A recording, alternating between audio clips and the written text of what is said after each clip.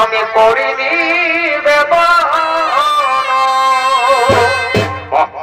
চমৎকার মা বেহুলা, তুমি আমার প্রশ্নের সঠিক উত্তরই দিয়েছো মা। বাদ্যের শ্রেষ্ঠ শঙ্খনাথ, অস্ত্রে ভগবানের সুদর্শন, পক্ষীর মধ্যে শ্রেষ্ঠ হই বিনতানন্দ। মহারাজ, আমাদের পাত্রী দেখার কাজ শেষ, একেবারে রাধা কৃষ্ণের যুগল মিলন। তাহলে ঠাকুর মশাই আর বিলম্ব না করে আপনি বিবাহের দিন স্থির করুন। ঠিক আছে মহারাজ, আমি দেখছি বেহুলা পরিণয়ে নক্ষিন্দরে আমি শুভ বিবাহের দিন দেখছি। চাঁদ সদাগরের পুত্র নক্ষিন্দর, সাই সদাগরের কন্যা বেহুলা বৈশাখ মাসের দ্বাদশী তিথিতে লগ্ন অনুযায়ী শুভ সন্ধি করে শুভ বিবাহ। কিন্তু মহারাজ, বিয়ের রাতে নক্ষিন্দরের অলক্ষণ দেখা যাচ্ছে। বলো ঠাকুর মশাই, বিয়ের রাতে নক্ষিন্দরের আপনি কি অশুভ দেখতে পাচ্ছেন? মহারাজ, বিয়ের রাতে ললাট লিখনে নক্ষিন্দরের সর্বদংশনে মৃত্যু। তাহলে আমার কন্যা বেহুলাকে আমি বিবাহ দেব না মহারাজ। না বাবা, আমি যাকে স্বামী ভেবে যার গলায় ফুলের মালা পরিয়ে দিয়েছি, আমি নক্ষিন্দরকে ছাড়া জীবনে আর কাউকে স্বামীত্ব বরণ করতে পারবো না বাবা। মিত্র সাই সদাগর, এই বিয়েতে যখন আপনার কন্যা বেহুলা সম্মতি দিচ্ছে, আপনি আর বাধা দিও না মিত্র। আমি দেবাদিদেব মহাদেব ভক্ত চন্দ্রধর, আমি আমার পুত্র বধূ সুরক্ষার জন্য আমি সাতালি পর্বতে নির্মাণ করবো লোহার বাসঘর। তোমরা করো শুভ বিবাহের আয়োজন।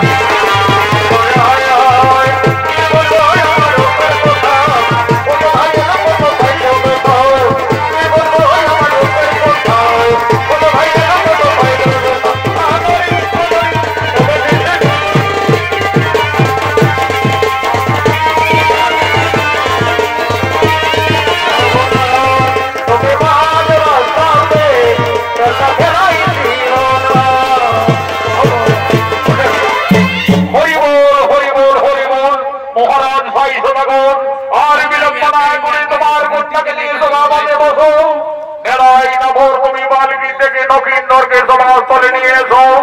অষ্টবিধির বিধান অনুযায়ী বেহুলা পরিণয়ে নক্ষিন্দরের শুভ বিবাহ।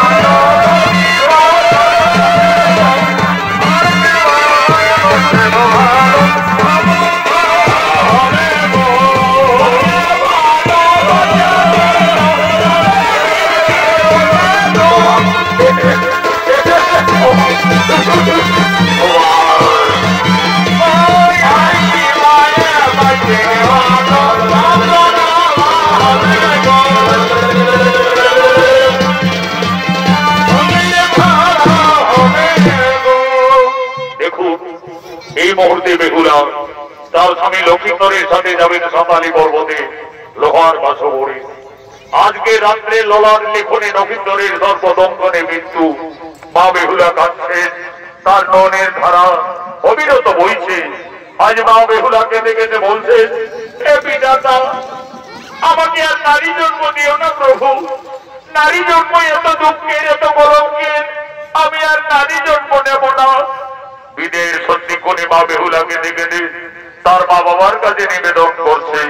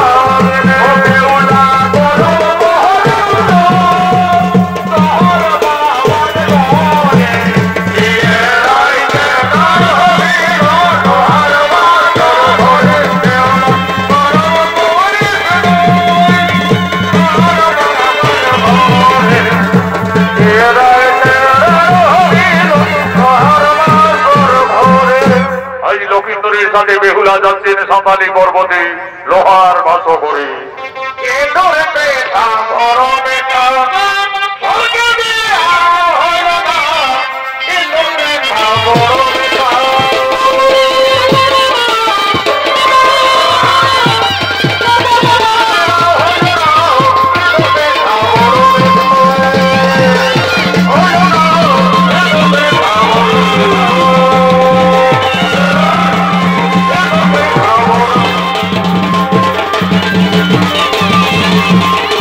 Oh,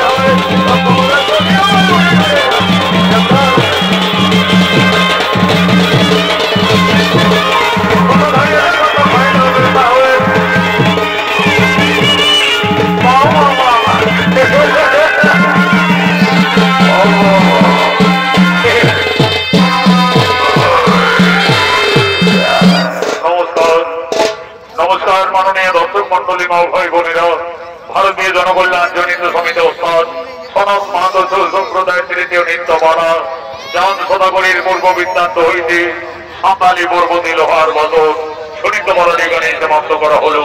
নমস্কার, জোহার জোহার।